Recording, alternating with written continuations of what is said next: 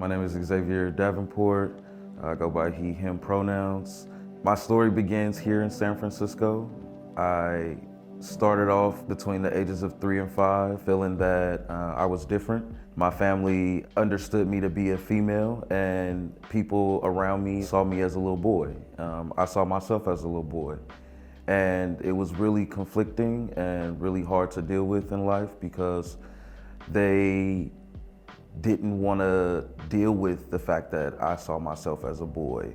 I would have ponytails and everything, but I knew I was the man. Like going to church, even though people bullied me a lot, those same people that bullied me also saw me as a man. They saw me as a little boy.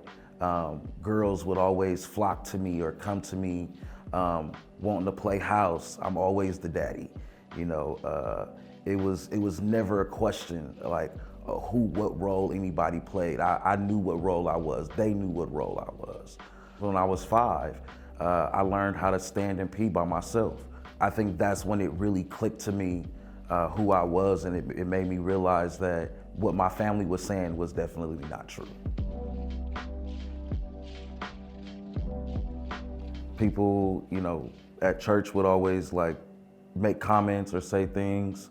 And so as I grew up, I realized that, you know, maybe this boy thing wasn't the right idea. And so I thought that maybe I should be like everybody else and conform to what I thought was okay or what I thought was right. Unfortunately, it led me down a really dark and lonely path in my life where I felt I couldn't be myself. I felt that people wouldn't understand. I felt like my family wouldn't understand most of all, and especially because everybody in my family were all women and ministers and preachers. And so they thought that that was the way I was gonna be. And when I did not turn out to be that, I think it made my family very sad. By the time I was 18, my mother realized that, you know, I had changed a lot, and she was really concerned and really wanted me to be myself. And that's when she asked me if I wanted to transition. She had a lot of friends that were transgender, but I didn't know what that meant, and I didn't know what that was gonna consist of or how that was gonna affect me in my living. I thought people that knew me were, you know, of course gonna make fun of me and, you know, all of the things that I had dealt with growing up, being bullied by people at church, by kids at church. You know, it really made it very hard for me to really accept it and to understand. And so I ran from it, and I tried to do everything that I could to be like everybody else, like what the typical girl would look or be like. I tried to do that.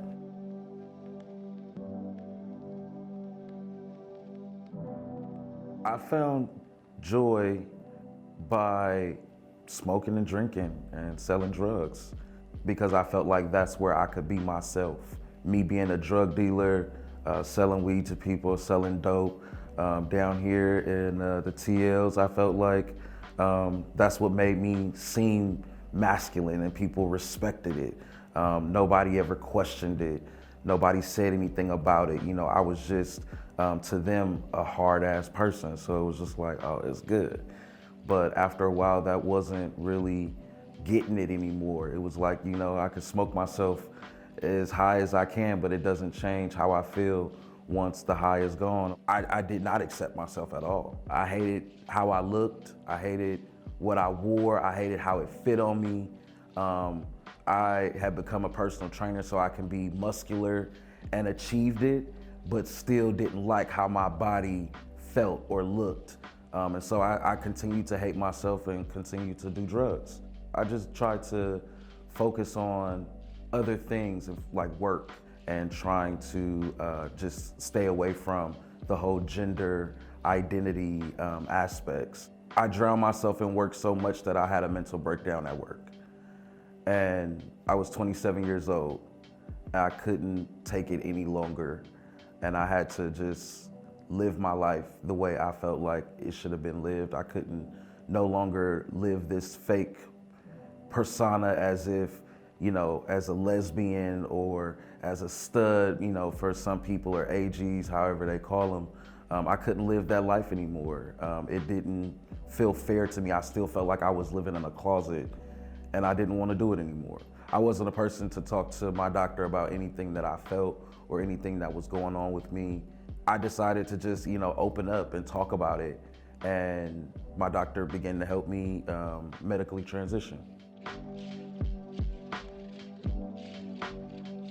I really had to do a lot of soul searching and a lot of therapy to actually allow myself to just be the authentic person that I always was.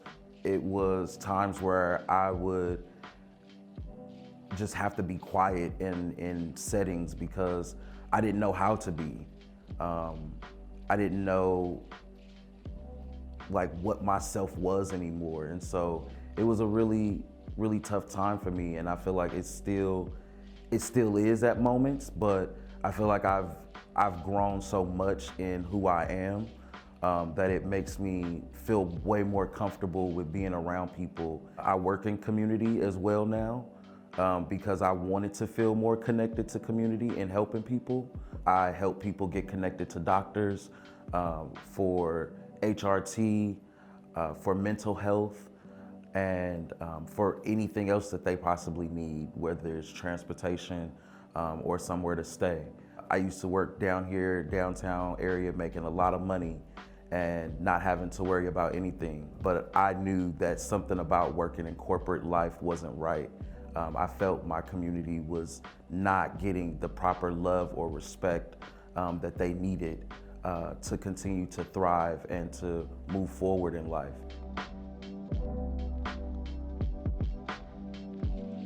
If the Trans District was here 10 years ago, it would not have taken me as long as I did to finally accept myself. I feel like it would have definitely given me physical people to actually talk to and connect with. Maybe older trans men that have already been through some of the processes that I started going through. I would have been able to understand how to get through the legal systems a little bit better without just, running around looking like a chicken with my head cut off, trying to figure it out by myself. I would say I did great figuring it out by myself, but I definitely think it could have taken some of the gray hairs away. I feel that people have this idea that the transgender community is only women, but there are definitely trans men out there. I'm not the only one. There should definitely be more togetherness in our community. And I feel like the Transgender Cultural District could definitely be the key to these other organizations in bringing the light to all community and not just trans women. I definitely feel that I am privileged as a man. I can walk down the street and another black man will see me that is not trans and will say, "Hey man, what's up? What's going on? How you doing?" And it's a mutual understanding. It's a quick conversation to let me know, "Hey brother, I see you." However, being a black man is definitely really the struggle of it all, because in this time, black men are being killed and being brutally hurt. I feel like I do find privilege in being a man, but the struggle is definitely being a black man. If I could go back in time, the advice I would give my younger self would be to just stay authentic, because people see you, they see who you are, they know who you are. It's okay to be yourself, be the boy that you always knew you was, be the man that you know that you can be. Some days it's really hard. Even through this time of me medically transitioning, I still have moments where I forget what I look like. I forget what I sound like when I open my mouth. But other days when I don't feel, those pressures, I feel like it's amazing to wake up and see myself accomplish something that I never thought I would ever be able to be. I thought that, I was stuck in a female body for the rest of my life. until I died. And so to wake up and I hear my voice, I'm like, oh yeah, like that's nice.